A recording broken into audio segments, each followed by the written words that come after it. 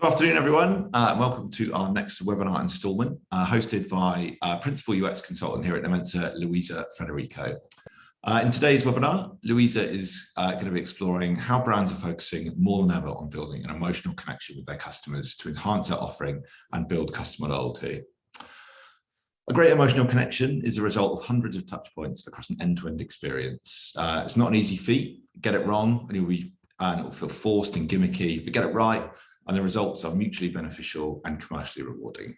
So today, Luiza is going to walk you through some best practice principles, the latest thinking in this field, and how you can apply this to your work. As always, please do join in with the discussion in the chat. Make sure your chat settings are switched to panelists and attendees, and that way everyone can see your messages. If you have any questions, you can also submit them using the Q&A function just at the bottom of your Zoom window, and I'll get through as many as I can at the end with Luiza. Finally, we are using auto-generated captions today.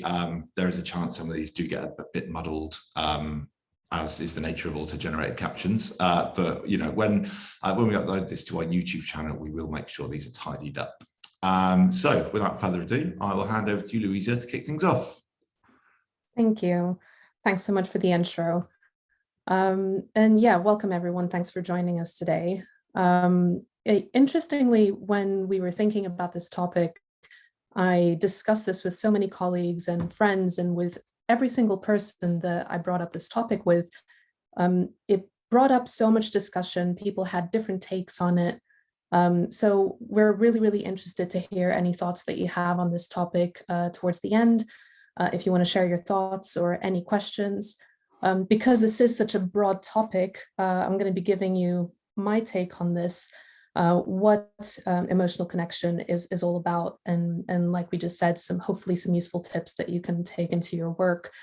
But we're also very interested in maybe doing another session on this and exploring like the wider parts of this topic as well. So if you have any other ideas, any other questions, things that we didn't cover in today's session, it would be great to hear that from you too. So let's kick things off. And I want to start off with giving you a scenario. So I want you to imagine that you are walking along the coast and it's a beautiful, lovely day, and you're walking by the sea with someone that you know, and you turn to them and you say, wow, that is an amazing boat. Check that out. It's so cool. Now, this, as small as it may be, is a really simple interaction.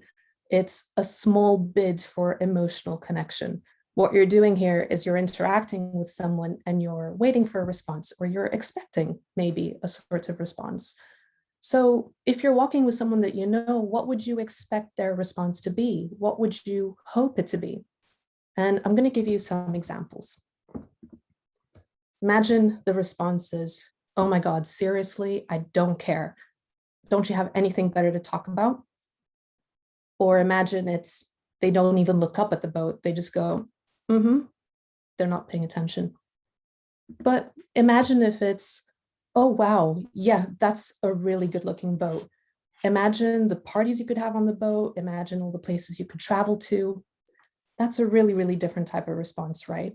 A much nicer response. Now, based on those interactions alone, which response would make you more likely to invite this person for another stroll by the sea? Now, I know that one interaction alone doesn't make up an entire relationship, but this is what these bids for emotional connection, or building emotional connection, is all about. This is Dr. John Gottman and his wife staring lovingly at each other. They're both psychologists, and he has worked for over 4 decades on divorce prediction and marital stability.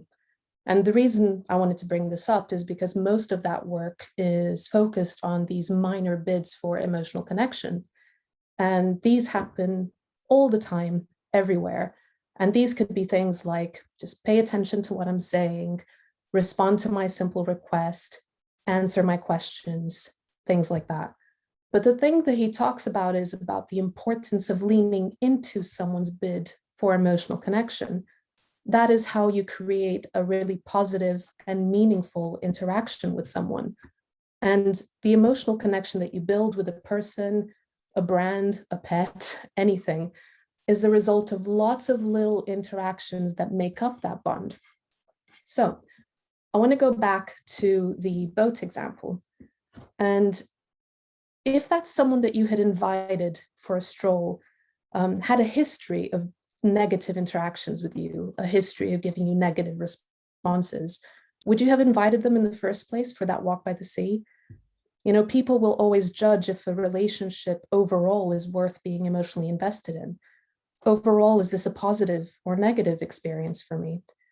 And it's important to bring this up, especially as a brand or an organization, because Dr. Gottman's research shows that if you're not leaning into, or maybe even completely missing, or not noticing someone's bid for emotional connection, the likelihood is that someone is not going to bid again about 80% of the times.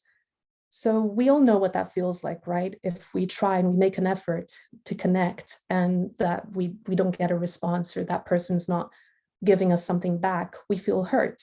So as a way of protecting ourselves, we're not going to go there again. There's a lovely quote from Maya Angelou that says that people will forget what you said, they'll forget what you did, but people will never forget how you made them feel. You know, as human beings, we are built on social and emotional connections with people, places, events. We are storytellers at the end of the day, and we assign meaning to our experiences. And I wanted to say why it is that I wanted to talk about this subject in the first place. Even as a teenager, I was really interested in the subject of feelings and emotions. The first design book that I ever bought was the Emotional Design book by Don Norman back in 2004. It really opened my eyes to something deeper than the practical or aesthetic aspects of design. And if you haven't read it, I'd highly recommend it. Pretty sure that nowadays there is loads more of other books on this subject. I have a few in my library, but this was one of the first ones that really captured my attention. And I was so interested in the subject that even after school, at university, when I was doing my master's, my thesis was all centered around how design can promote emotional development in preschool children. So you can see that this is something, or an interest, that follows through all the way till today. Now, throughout my career in UX, and for any other people on the call today that work in this sort of industry, we spend most of our time trying to understand people's needs, people's emotions, in order to design, in essence, better products, better services. And throughout my career, I've had the privilege of working with organizations across a whole variety of sectors. And whether you fix broken down cars, whether you supply energy to people's homes, you educate Ivy League students, help people at risk of suicide, run the government, you deliver phone or broadband services, you manufacture cars, feed the poor, run hotels, or provide cancer support, across every industry, across every sector, every brand, there is a universal truth. And that is that the way that people feel about the experience you deliver really matters. Now, in today's world, technology has made it so much easier for us to navigate through our busy lives and to access and experience different products and services online. But it is also eroding this fundamental element of human connections. And this is creating something called a relationship deficit. There are lots of different things that can maybe lead to a relationship deficit in digital products and services. This could be things like a company growing too quickly and, you know, losing touch with their customers because they're focusing on that growth, or maybe a company being too commercially focused, or maybe a company was never user-centered to begin with, or maybe a company has become so successful it becomes complacent about the service it's delivering for its customers. But the problem is that whilst technology is really propelling us further, if we're not careful, it's also damaging the emotional connection that brands have with their customers. Now, whilst the value of emotional connection in business isn't a new concept, many brands are kind of waking up to this topic a lot more now. And in fact, there is this research published in the Harvard Business Review back in 2015. So again, this isn't a new concept, but you can find the article online if you're interested. It's called The New Science of Customer Emotions. So it was a new science back then, but it stated that when companies connect with a customer's emotions, the payoff can be huge. They showed that as the relationship with the brand deepens, the customer value increases. And their research here is clearly showing that on average, a fully connected customer is on average about 52% more valuable than those that are just highly satisfied.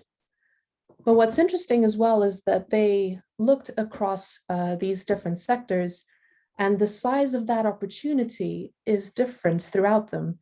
This is clearly showing that this isn't a one-size-fits-all type of science. And again, mind you, these numbers are from 2015, but if you look at household cleaner purchases, you know that there's a really big opportunity here for emotionally connected customers. If it was already a big opportunity then, imagine during or after the pandemic. So this is a nice way to kind of think about the size of the opportunity that exists. And in terms of looking at emotional connection and maybe the different ways of maybe measuring it or looking at it, I wanted to share this report by MBLM. This is an agency that specializes in brand relationships. But they have this report called the Brand Intimacy Report. They publish an issue every year. And this is a report where they rank different brands in accordance to a brand intimacy score.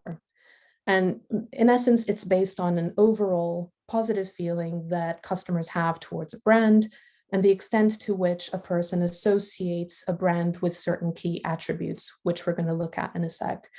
And you can see here right at the top, you have the likes of Disney, Tesla, Apple, maybe the brands that you would expect to kind of see up here. And here are some of the different things, those different attributes that you can look at: fulfillment, identity, enhancement, ritual, nostalgia, and indulgence. And I've included a few examples here. These different brands that you see, Lego, Google, and Ben & Jerry's, you can see how they have scored highest for these different attributes. So for example, for Lego, they are associated with nostalgia. Nostalgia is really focused on people's warm feelings and memories of the past. These are often brands that are associated with the customer's childhood.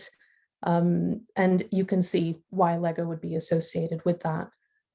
Google was most highly ranked for enhancement. Enhancement is when customers become better through the use of a brand. You know, they become smarter, more capable, more connected. They have all these tools that help you do lots of stuff. And then you have the likes of Ben & Jerry's, which, no surprise there, is under indulgence, which is where customers are creating a close relationship with this brand centered on moments of pampering or gratification. And this could be an occasional pampering or frequent, depending on how much you pamper yourself. But these reports are all out there. It's just an interesting way to kind of look at these different attributes, these different ways that companies are looking at how to build emotional intimacy or an emotional connection with brands. But these are all like the really good things that we can look at, and the really good attributes that we could maybe be aiming for. But the interesting thing is that brands don't always deliver amazing experiences all the time. In fact, they can deliver experiences that really damage that emotional connection, that make you think twice before choosing them again, the ones that make you fuming mad. And one of the first things I did when I started this process was I spoke to loads of people, friends, family, colleagues, about their experiences of when maybe they felt let down by a brand. Maybe they were expecting a certain level of experience and they weren't getting it. If you want to hear a good old rant from people, I swear that pretty much everyone has a horror story to share. So definitely a good one to kind of go out and and ask your friends and colleagues about. But all of the stories that I heard did have something in common, though. There was, in essence, a brand promise or an emotional promise. People were putting their trust in a brand to deliver on that promise. And then they had the reality of their experience, which then triggered an emotional reaction. So the thing is, you want people to build an emotional connection based on your brand's purpose, the brand purpose, an emotional promise, so that you're kind of building your reputation based on that. But it really doesn't take much to break that, especially with really big companies or big supply chains. It only takes one cog to be broken in that machine for it to ruin the whole experience for a customer. So let me share you some examples, and mind you, these are all true stories. I want to start off with Tesco's. Their brand promise is around providing the best possible shopping experience.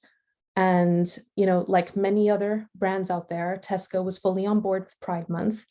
But in this case, the person that told this story was gender neutral. And when they're shopping, they can go down and put their title as mix, which is, the title for someone who's gender neutral. And when they order their food online, their food arrives. But what happens when the delivery drivers don't know what mix means? So it created actually a really uncomfortable interaction when their food was being delivered. So for that particular user, particularly during Pride Month and, as part of this entire experience, it made them feel like support for Pride Month was just lip service. This hasn't really trickled down to the actual experience that they were receiving. So this is, again, just a small example of how it can break that emotional connection with that brand. The second one I wanted to talk about is Sports Direct. Their promise is that whatever your sports style, ambition, we are here to serve and support you. But if you go onto their Facebook page, you will see that a lot of comments are very, very angry comments from angry and frustrated customers who are not being served or supported. And I wanted to bring this up because throughout my experience in UX, I come across lots of companies who are trying to reduce costs by cutting down on call center costs. But it's just important to remember that removing a phone number or reducing customer support is not going to stop people trying to contact you. People are still going to have certain issues. It's just going to piss people off, so it's very, very important to think about how are you building that emotional connection through proper support. And the final story is FedEx. Their promise is when it absolutely positively has to be there overnight. But imagine if that very important package with great, great sentimental value does not arrive, it does not get delivered. And when you call up to inquire, they claim that, no, you did receive your package. I have it right here on the system. You have received it. So after a lot of back and forth, well, there's only one thing you can do. If there was someone in your home that took that package, then you had a break-in, right? And that delivery driver was a witness. So you say, well, I'm going to have to call the police, and your delivery driver is going to have to be a witness, and we're going to have to sort it out that way. So finally, FedEx does some digging, and the driver finally comes forward and admits that they just handed it over to someone random on the streets. So this is a great example of how, especially for, again, those really big companies, and similar to Tesco's, you can have really big companies that have these big promises, but it's important that all of this really trickles down through all of your service. And this is where really good service design and also accountability has to come into play. But in essence, why talk about all of this now? Like I said earlier, this isn't a new thing to the industry, but just like UX was a new thing a little while back, I really feel like in the last few years, lots of our clients have been very interested in building emotional connection. And it really, really shows that we have these rapidly shifting consumer behaviors, and these big brands are risking facing these disengaged customers. The brands that we work with, and in a lot of briefs coming in and in conversations that we have, with clients or potential clients, this topic of emotional connection and building emotional connection is becoming quite the thing, quite a buzz term. So why does it matter? There's three things I wanted to bring up. There's lots of different things that that this can affect, but ultimately, competitive sustainability is one of them. So one of the things is about, as we just mentioned, staying true to your brand and your brand promise, but staying relevant to your customers' needs in the long term. It's important to meet and exceed expectations at the thing that your competition can't replicate. It's around the brand loyalty and advocacy. Emotionally connected customers are your most powerful marketing tool as well. And also, did you know that a 2% increase in customer retention is worth the same to profits as cutting down costs by 10%? Again, we're talking about, for example, reducing call center staff or the call center costs. It's not always a good idea, especially if it's going to make the customer experience worse and if it's going to damage that emotional connection that you have with the brand. Last but not least, though, it's profitability. Ultimately, all of this affects the bottom line. And this is usually the main thing that will get the attention of most business leaders. Here's another stat. Companies that provide an emotional connection with customers tend to outperform the sales growth of their competitors by 85%. So again, these are big numbers, but ultimately, there's lots and lots of reasons why building emotional connection with your customers is important. And yeah, granted, for some brands, by nature, they have a much easier time building emotional connections. And some of these brands here are some of the biggest, most well-known global brands. But ultimately, any brand, any type of product or service, like cleaning products or pet food, or anyone selling garden furniture, like any brands can forge powerful emotional connections with their customers.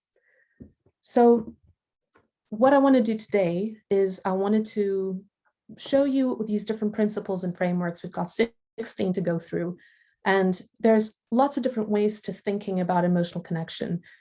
If you do any reading about this, you will see that there are so many different perspectives, and I was hoping to bring a lot of them to the table today. Some of these things will resonate with you more than others, whether you're a big or a small company with big or small budgets. Hopefully there's something in here for everyone. So let's get this started. Being authentic. We've kind of mentioned this a bit when talking about the brand promise or this emotional promise, but it's so important to be true to your brand vision, your promise, and the value proposition that you have for your customers, both internal and external.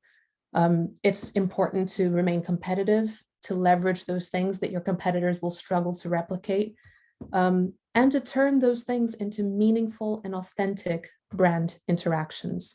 So it's truly you, truly yours to your organization. Lean into bids for connection.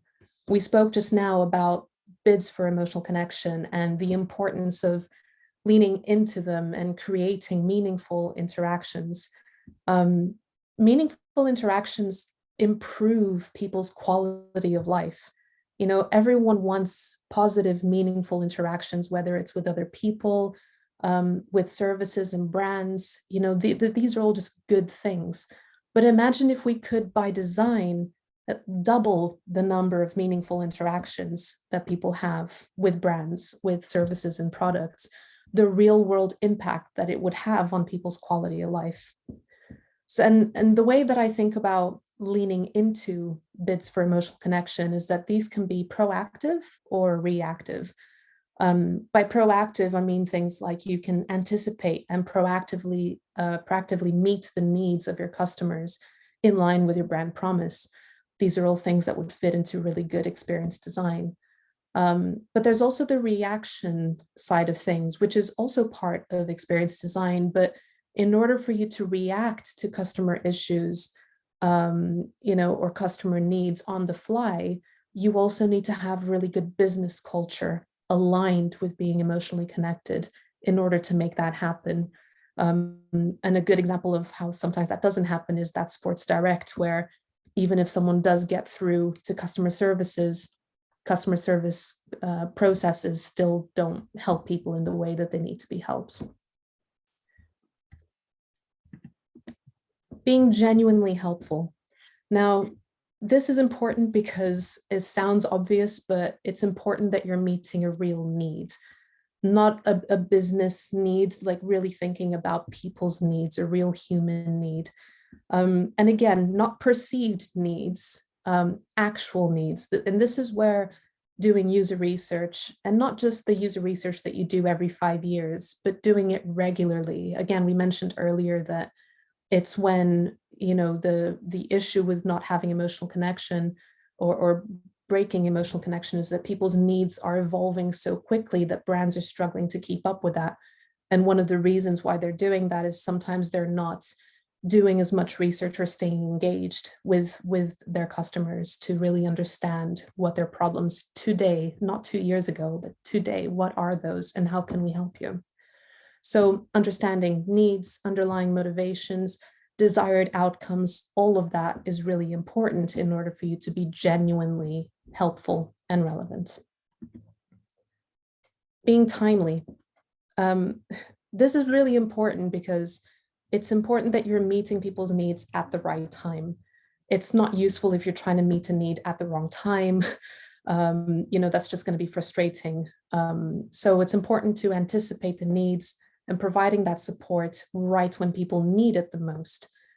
Because getting that timing wrong can actually create a really frustrating, really annoying experience, or sometimes be like that overbearing person that's constantly trying to help and it's like, no, I don't need your help right now, thanks.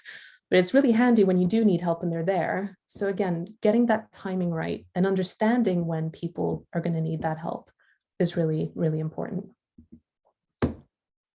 Customization. So this is a big one for me, and I wanted to give a bit of a shout out to the Interstellar movie here, because in the Interstellar movie, if you haven't seen it, or if you have, you're going to remember this, they have these intelligent machines that have honesty and humor settings. These machines are part of the crew, but these honesty and humor settings allow the crew to create the desired dynamic that they want with them on this space shuttle.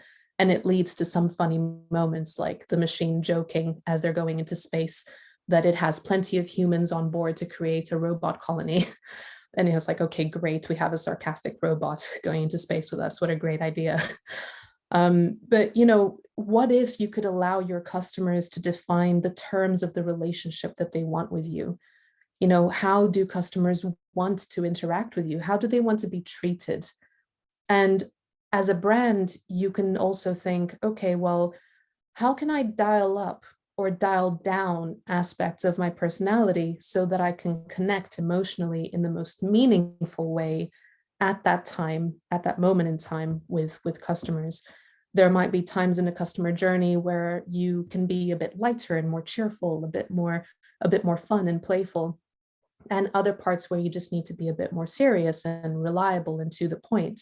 So how do you dial up and down those things to create meaningful and useful interactions? And again, without sounding like a broken record, the thing I mentioned earlier about this isn't a one size fits all science, and it's very true. Everyone wants to be dealt with or interacted with in different ways. We're all very different people and we have different needs.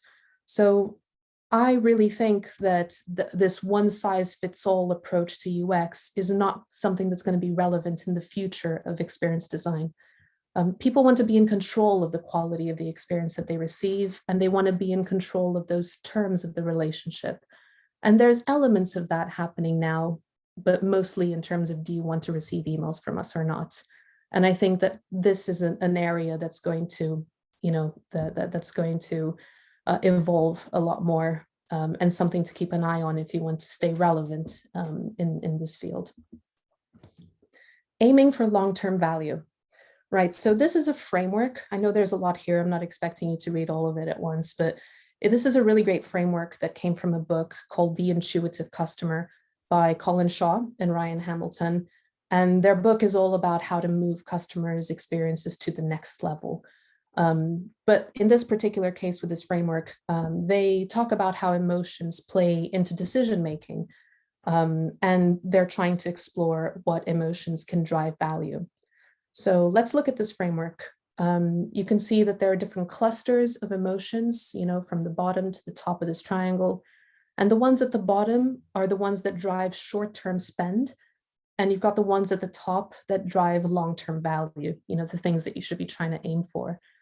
And I thought it was weird when I was first reading about this, that this destroying cluster at the bottom, how are these negative emotions like feeling hurried and stressed, and unhappy or unsatisfied, like how do these things drive short-term spend? But then I was thinking, well, haven't you ever felt like hurried into booking a hotel room because 20 other people are looking at that room right now? Or have you ever felt, insecure or unhappy with yourself? So you're going to buy a product to kind of make yourself feel better, but ultimately you're buying it because you feel unhappy and insecure. So those things can drive you to spend money, but they're not the things that are going to build that positive relationship with a brand. And advocacy, as you can see there, is right at the top. Now, the two words that I saw there, the two emotions, happy and pleased. And again, I was like, well, what does that mean? But when I was reading into the book, it was explaining it's not the type of happy, like happy that you have this tasty coffee today. You're happy with your coffee, but in 2 weeks' time, you're going to completely forget about your coffee because it doesn't stand out as an exceptional memory. It's more like so happy that you're going to remember this moment in years to come. That's the type of happy we're talking about.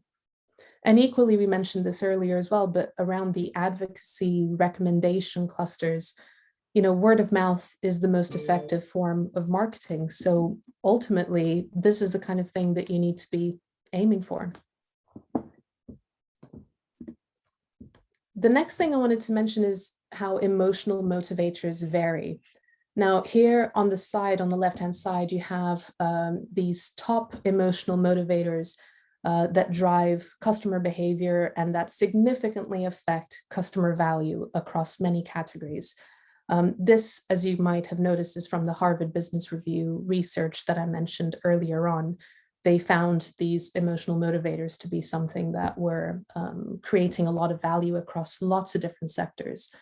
But again, this is like an average and a one-size-fits-all approach. What I wanted to focus on are these bullet points here on the right, that actually people's emotional motivators and their needs vary so much across any type of work that you do. So it will vary depending on someone's position in a customer journey. So within your company and your brand, if you're looking at that customer journey from end to end, their emotional needs are going to change from start to finish. They're going to vary. So you're going to have to dial things up and down and be responsive to those in order to provide a really good, useful, relevant experience that builds emotional connection. And emotional motivators will vary across customer segments. So depending as a business, as an organization, as a brand, how you slice and dice your customer segments, all of them might have differing needs. And again, their needs will be different from one another and across their customer journey. And last but not least, they will vary by category or and brand. So across different industries, needs are very different. And even within the same industry, you might have competitors, but needs from those different brands are going to be different. So don't go into this thinking like, ooh, I can see what my competitor is doing. I'm just going to copy them. I'm just going to try to steal some of their research. But more often than not, not everything applies, maybe a little bit of crossover, but it's not necessarily the same. So again, it's really, really highlighting the need to really understand your customer, for you to, really do your research to understand what their needs are if your aim is to build emotional connection through the experience that you're delivering. Find the conversation gifts. This is one of my favorites, and most people that work in business development or sales might have heard of an acronym called FORD. And FORD stands for Family, Occupation, Recreation, and Dreams. These are the things that people get really excited about. These are the things that people care about when they talk to you. And once a while back, I had this call with this call center employee from a telecoms company. And, they were telling us the story about the importance of building emotional connection with their potential customers. And, I in the past, I've done lots of work with different types of telecoms companies. And a big part of what they do is that work that they do in the call center, and especially when it comes to acquisition. But in this case, this guy was saying, look, I had this old lady that called up and she didn't understand anything about the internet or how it works. We chatted for a while and I asked her I wanted to ask questions about her. I needed to understand, her situation, her interests. And she started talking a lot about her family and about her grandchildren and when her grandchildren come to visit.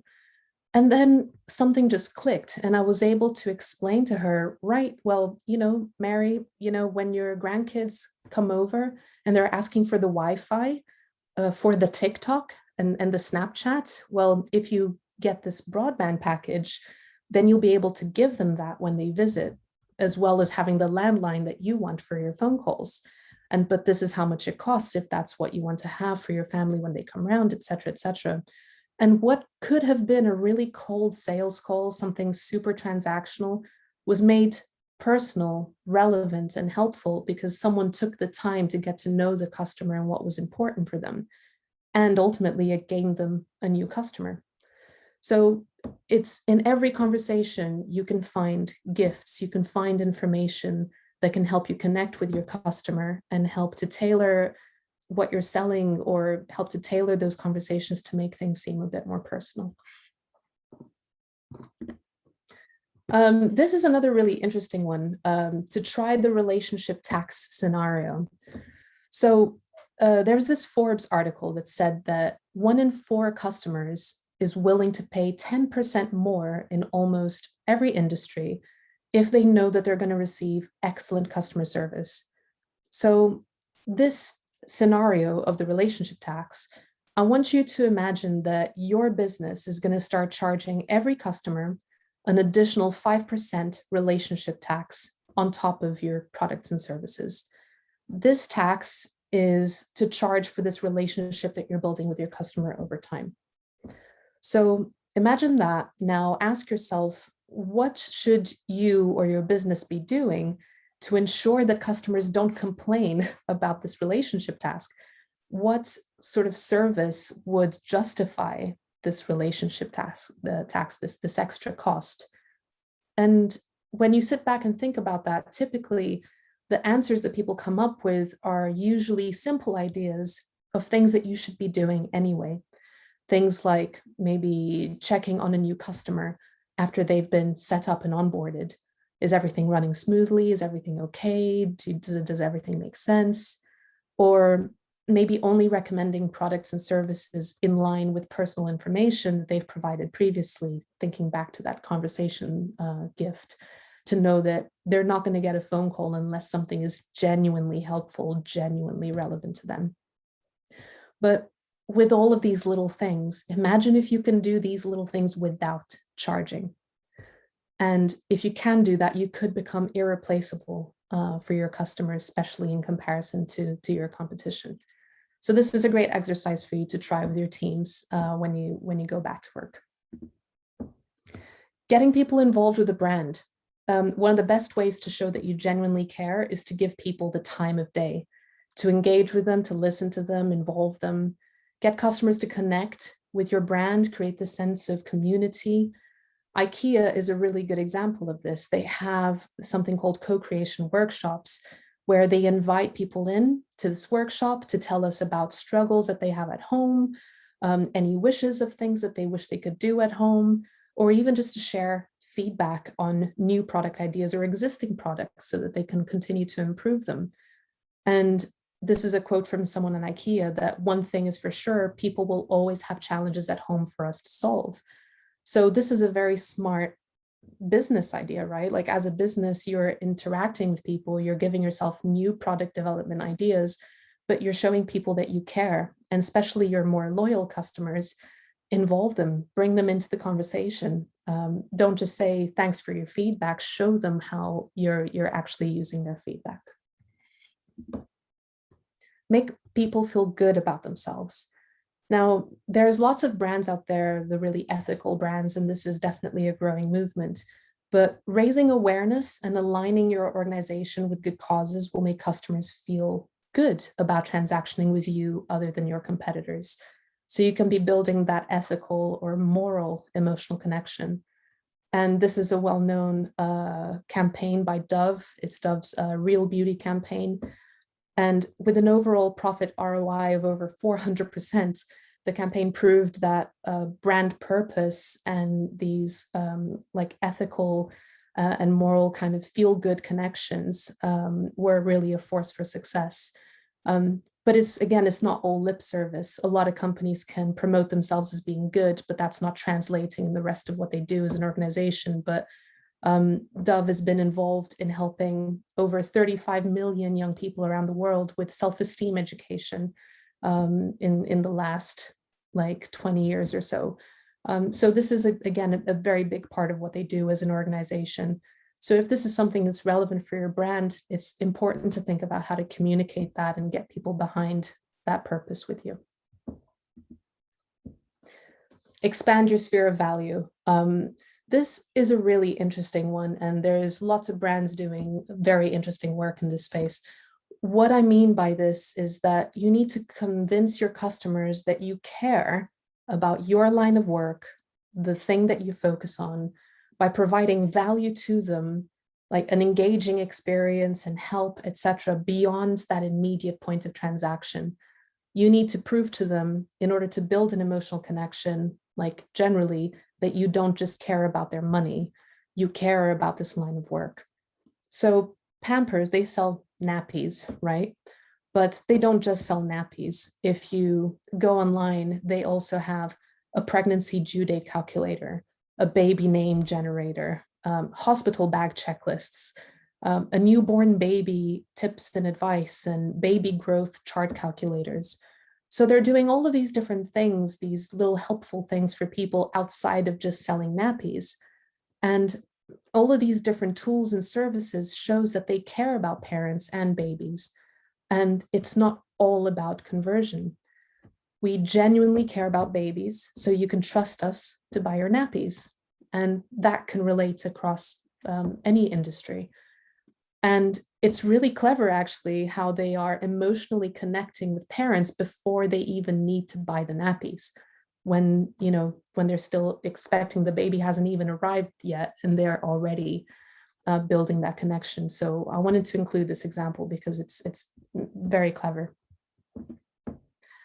Connect with everyone. And anyone that understands good business will understand that you need to have good relationships with everyone. It's important to have good connection across all of your touch points, across all of the people that interact with your business. And yes, whilst my presentation today has mainly focused on customers, emotional connections, that you build with people across your ecosystem are so important. And you have to really, people are asking themselves, is this a company that I want to be in business with or do business with? So it's not just your customers. So internally, this could be your employees, your vendors, your partners, volunteers. And externally, this could be clients or customers, but also suppliers, distributors, pretty much anyone, any sort of human that sits within your business model. You need to consider what that experience is like. And granted, we focused on customers because a lot of times that's where a lot of the investment goes into. But in some brands or some organizations, some of these other users are equally as important for the business model to work. So very, very important for you to think about that as well. Integrity and kindness. Now, kindness is a hack to building meaningful relationships. It really helps to know that someone's aware of you enough to help you in your moment of need. And integrity is about acting the same regardless of whether someone is watching you or not. And we know that people tend to change their behavior to the better when they're being watched. So actually, when it comes to designing or thinking about a service and designing something that's going to be ultimately for the benefit of a customer, in particular, having this motto, someone is always watching, having that motto in the background will help organizations act with integrity. And this is particularly important if you're trying to build that emotional connection. Ultimately, because a customer never wants to feel that the brand they're engaging with has an ulterior motive. You're saying one thing, but you're acting differently in the background. So that integrity is vital, and the kindness goes without saying. But with a lot of kindness, you can also get fatigued. And this is a big thing that a lot of companies are struggling with, and particularly during and after the pandemic, this has been even more true. In today's world, every business is dealing with customers who have high stress and anxiety. And even if you're looking at the younger generations who are being bombarded from a very young age with so much information from around the world, young people especially have chronic anxiety. And yes, in some sectors or industries, this can be more so true. So if you're working in healthcare, funeral homes, there will be certain businesses like that by nature, they are dealing with very, very high stress scenarios. But this is very much true now for pretty much any brand, any industry. And this can cause your employees to feel emotionally and physically drained. And that means that it's diminishing their ability to empathize or feel compassion for people and delivering that good service. So it's really important as a brand that you look after your employees who are customer facing, especially. It's very important to ensure that they can continue to deliver that great service, that they can be emotionally available and open and ready to listen to people's needs and to react and help them in a meaningful way. But if your employees are drained, it's very hard to keep that up in the long term. And finally, it's about the sum of its parts. It's about many little investments in a relationship that are really key to building that emotional connection. Customer loyalty is a result of consistently delivering on these micro moments at every single touch point, including things like customer support. It's important that as a brand, you're examining every touch point in the customer journey to see if you have built in all of these different feelings of making sure that people are feeling cared for and having the experience that they need and that they expect. And I wanted to mention Spotify here because they're one of the top customer obsessed brands. They are perpetually uncovering customer insight, acting on that insight to improve that overall experience.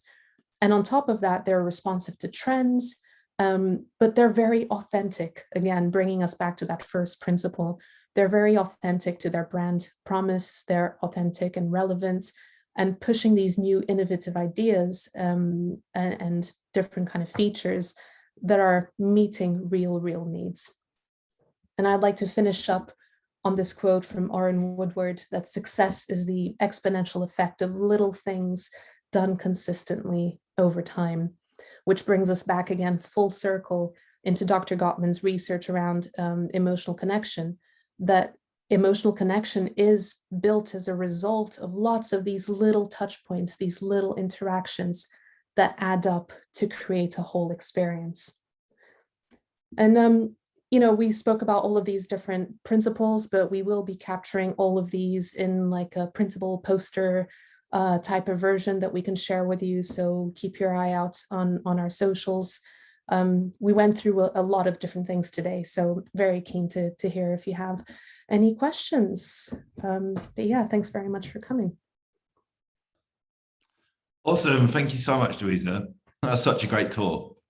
So much valuable information in there. Yeah, it was super insightful. Yeah, it's really great to see everyone getting involved in the chat as well. It's lovely to see lots of people from all over the world tuning in. If you do have any questions, please do submit them either in the chat or the Q&A, and I will run through some of those now. First up, Luiza, I mean, we're talking about kind of the emotional impact kind of of experiences and how valuable that is. But how is it possible to kind of measure the emotional impact? Is that possible? It's interesting, actually. Like when we talk about these things internally, one of the biggest questions that people have is like, God, how can we measure emotions, because they're super subjective, right? And I guess there's a few different things. If you want to be super scientific about it, they would say that in order to measure emotion, to start off with, you'd have to consider lots of different things, from like physiological reactions, to, like someone's heart rate, or maybe they start sweating a bit, or their pupils dilate, or these different things that are happening. But then there's some other things as well, like body language, kind of facial kind of movements and expressions. Interestingly, did you know that our facial expressions are kind of universally the same for specific emotions? So for example, if you're born blind, you will still pull the same faces, like if you're happy or angry or sad, those are the same regardless whether you know or not that that's what they're associated with. So those are interesting things to look into. But then obviously you can just, you can maybe draw up surveys to try and measure these things with people. But again, quantifying things means that you need to be super scientific about it, with kind of baseline emotions, things like that. But in our job, what we do mostly, which is a less kind of expensive way of doing things, is just asking people how they feel about things. But again, because of the subjective nature, some people get like, oh, but it's too subjective. But actually, in my view, it doesn't matter so much that it's subjective. It's still someone's experience of something, so it's still relevant. And that's the thing that we're trying to draw out here. In terms of the impact, or for example, the financial impact of something, again, all of these are like lots of different interactions that add up to a whole. So you could maybe think about, did a positive experience of this lead to a conversion? Did it lead to someone becoming a new customer or staying with us as a customer? There are definitely some things that you can do over time in terms of your research to try and understand that. And I guess with a lot of business data, you could try to calculate the value of that. But internally, I was having this chat with our colleague, PK, about this. And he said that sometimes it's easier to measure the impact of a negative experience. So what was the financial impact of losing a customer due to a bad interaction? Because sometimes you have a lot more data on, when people are displeased, or they're calling to complain and they want to leave, or they want their money back. So sometimes it's easier as a business to calculate those numbers rather than the positive. But yeah, there's definitely a lot of clever big data stuff you can do to calculate some of those kind of big numbers. Awesome, thank you. That's so fascinating. And yeah, obviously very, very complex. So we've had some questions come in. First up, a question that's been submitted anonymously. How do you convey to people the importance of these little interactions, kind of when managers, for example, want instant noticeable results from singular actions? Oh, interesting. From singular actions. Well, I guess in terms of the first part, like how do you communicate the value of these little interactions? I think the interesting thing is just breaking it down to, if you're breaking down someone's experience as a whole, people have lots of kind of decision points on whether they want to spend their money with you or not. And we all know, for example, especially if we're looking at designing, if we're designing something simpler, like just like a website, like a shopfront website page, we know that if someone can't find information and they're getting frustrated, or if someone is confused and not getting what they need, there's a high likelihood that they're going to go, nope, I'm gone. Like you've lost my attention. So I think that the struggle here, especially in some cases, to build up that business case that you can take forward.